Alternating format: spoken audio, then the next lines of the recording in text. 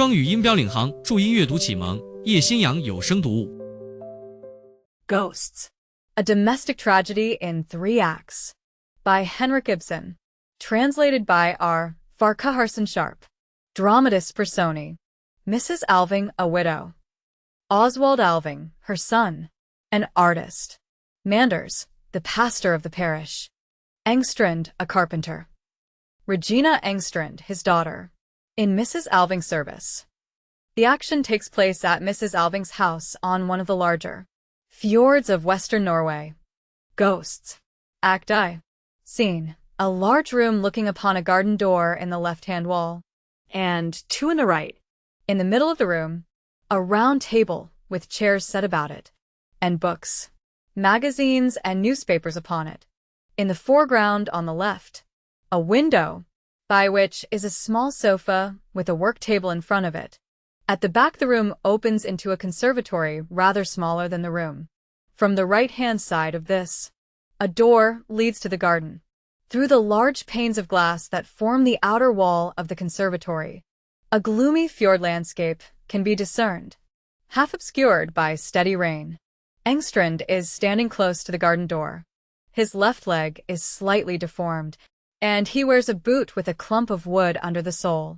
Regina, with an empty garden syringe in her hand, is trying to prevent his coming in. Regina, below her breath. What is it you want? Stay where you are. The rain is dripping off you. Engstrand. God's good rain. My girl. Regina. The devil's own rain. That's what it is. Engstrand. Lord, how you talk. Regina takes a few limping steps forward. What I wanted to tell you is this.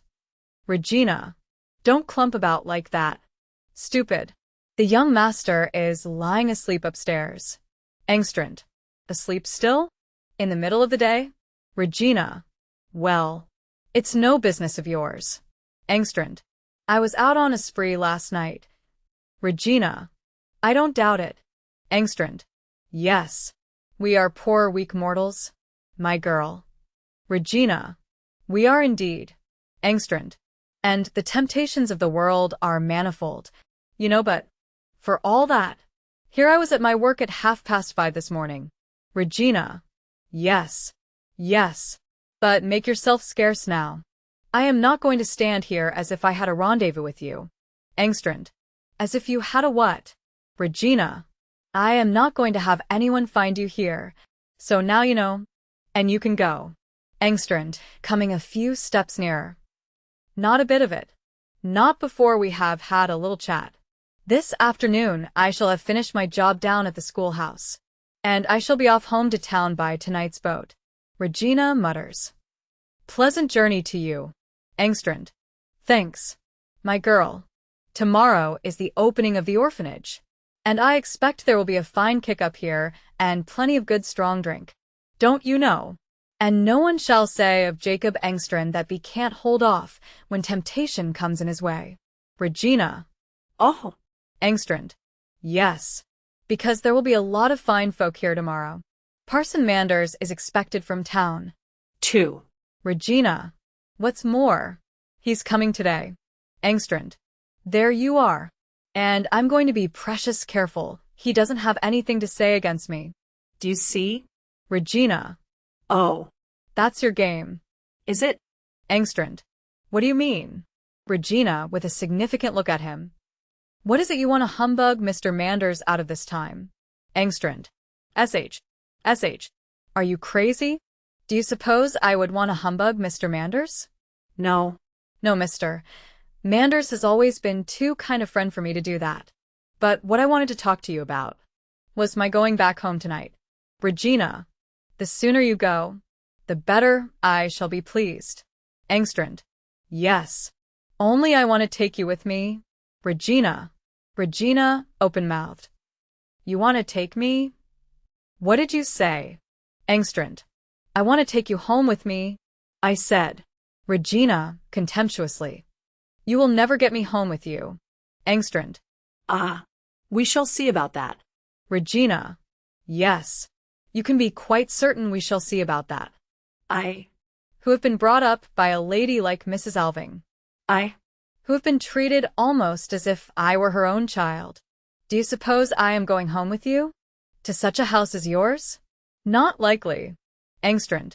What the devil do you mean? Are you setting yourself up against your father, you hussy?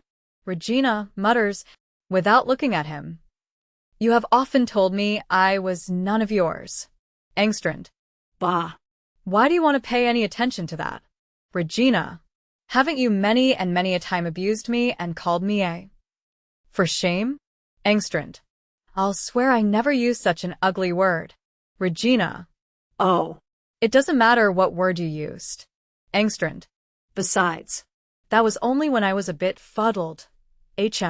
Temptations are manifold in this world. Regina. Regina. Ugh. Engstrand. And it was when your mother was in a nasty temper. I had to find some way of getting my knife into her. My girl. She was always so precious Gentile. Mimicking her. Let go. Jacob. Let me be. Please to remember that I was 3 years with the Alvings at Rosenwald, and they were people who went to court. Laughs. Bless my soul. She never could forget that Captain Alving got a court appointment while she was in service here. Regina. Poor mother, you worried her into her grave pretty soon. Engstrand, shrugging his shoulders. Of course. Of course. I have got to take the blame for everything. Regina, beneath her breath, as she turns away. Ugh, that leg. 2. Engstrand. What are you saying, my girl? Regina. Pied de mouton. Engstrand. Is that English? Regina. Yes. Engstrand. You have had a good education out here. And no mistake. And it may stand you in good stead now. Regina. Regina, after a short silence. And what was it you wanted me to come to town for? Engstrand. Need you ask why a father wants his only child? Ain't I a poor lonely widower? Regina. Oh. Don't come to me with that tale. Why do you want me to go? Engstrand. Well, I must tell you I am thinking of taking up a new line now. Regina whistles. You have tried that so often, but it has always proved a fool's errand. Engstrand. Ah. But this time you will just see. Regina. Strike me dead if. Regina, stamping her foot. Stop swearing. Engstrand. Sh. You're quite right, my girl. Quite right. What I wanted to say was only this, that I have put by a tidy penny out of what I have made by working at this new orphanage up here. Regina. Have you? All the better for you. Engstrand. What is there for a man to spend his money on, out here in the country? Regina. Well, what then? Engstrand. Well, you see, I thought of putting the money into something that would pay. I thought of some kind of an eating house for seafaring folk. Regina. Heavens. Engstrand. Oh. A high-class eating house. Of course not a pigsty for common sailors. Damn it. No. It would be a place ship's captains and first mates would come to. Really good sort of people. You know. Regina. And what should I? Engstrand. You would help there. But only to make show. You know. You wouldn't find it hard work. I can promise you. My girl. You should do exactly as you liked. Regina. Oh. Yes. Quite so. Engstrand. But we must have some women in the house. That is as clear as daylight. Because in the evening we must make the place a little attractive. Some singing and dancing. And that sort of thing. Remember, they are sea folk, wayfarers on the waters of life. Coming nearer to her. Now don't be a fool and stand in your own way. Regina. What good are you going to do here? Will this education, that your mistress has paid for, be of any use? You are to look after the children in the new home. I hear. Is that the sort of work for you? Are you so frightfully anxious to go, and wear out your health and strength for the sake of these dirty brats? Regina. No. If things were to go as I want them to, then. Well. It may happen. Who knows? It may happen. Engstrand. What may happen? Regina. Never you mind. Is it much that you have put by? Up here? Engstrand. Taking it all round, I should say about 40 or 50 pounds. Regina. That's not so bad. Engstrand. It's enough to make a start with. My girl. Regina. Don't you mean to give me any of the money? Engstrand. No. I'm hanged if I do. Regina. Don't you mean to send me as much as a dress length of stuff? Just for once? Engstrand.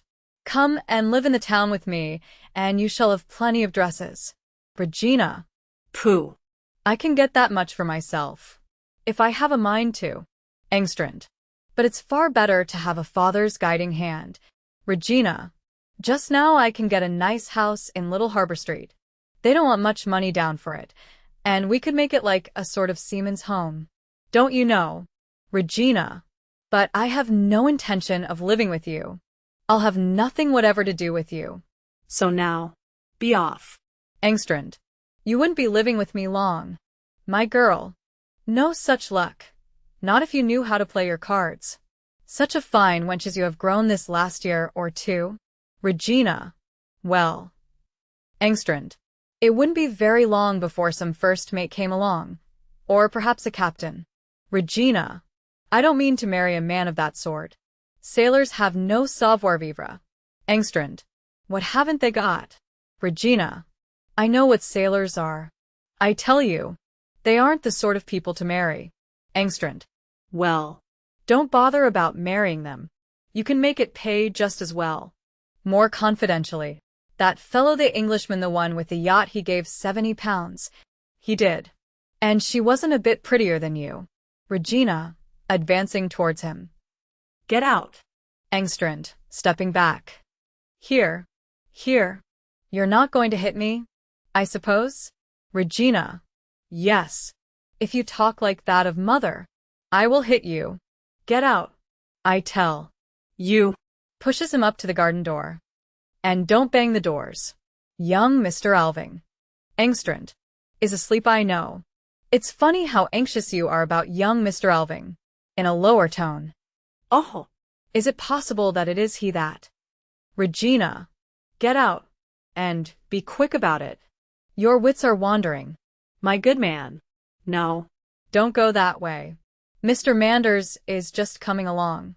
Be off down the kitchen stairs. Engstrand, moving towards the right. Yes, all right. But have a bit of a chat with him that's coming along. He's the chap to tell you what a child owes to its father. For I am your father. Anyway, you know, I can prove it by the register.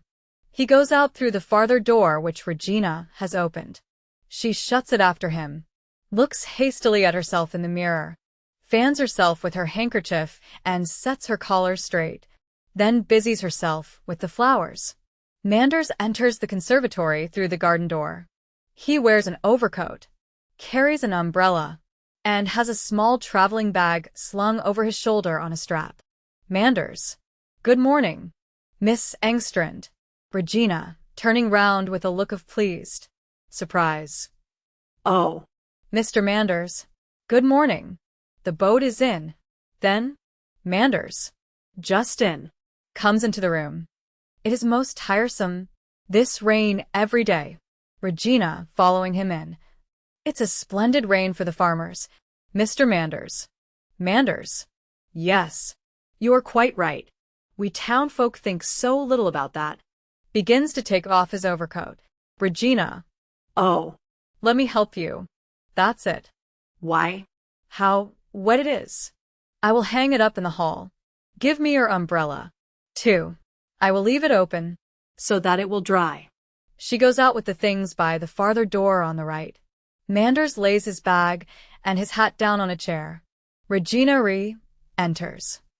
Manders. Ah. It's very pleasant to get indoors.